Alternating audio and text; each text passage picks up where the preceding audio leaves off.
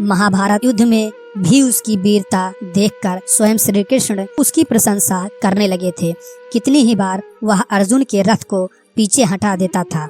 जब तक वह सेनापति रहा, अर्जुन बार बार उसके प्रहारों से विचलित हो उठता था।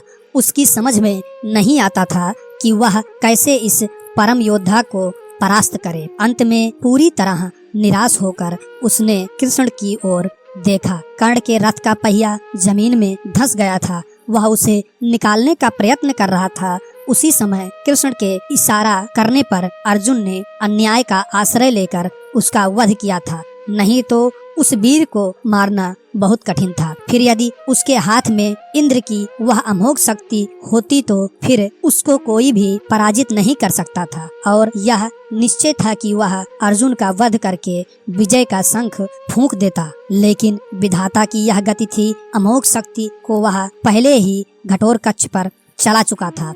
अब उसके पास विशेष अस्त्र कोई नहीं था। फिर भी बड़ी कठिनाई से अर्जुन उसे मार पाया था। महाभारत में जहाँ भी उसके पराक्रम का वर्ण आया है, वहाँ अर्जुन के बराबर ही उसको पराक्रमी माना गया है। और था भी वह इतना ही पराक्रमी। कर्ण के पराक्रम में धब्बा लगाने वाली एक बात यह है कि वह कपटी भी था। वह सदा सत्य और न्याय का ही आश्रय नहीं लेता था। उसने अल्प वयस्क राजकुमार अभिमन्यु का चक्रव्यूह के भीतर औरों के साथ मिलकर वध किया था। उसी ने उसके धनुष को काट गिराया था। और फिर उस निहत्थे बालक पर 6 महारथियों ने मिलकर आक्रमण किया था, जिसमें से एक वह भी था। निहत्थे बालक की हत्या करने का अपराध सदा उसके चरित्र के साथ लगा रहेगा। इसलिए इतना पराक्रमी होने पर भी कर्ण अर्जुन की तरह महापुरुष की कोट में नहीं आ सकता। उसका हृदय कुलुषित था। इस तरह कर्ण के चरित्र पर दृष्टिपात करने से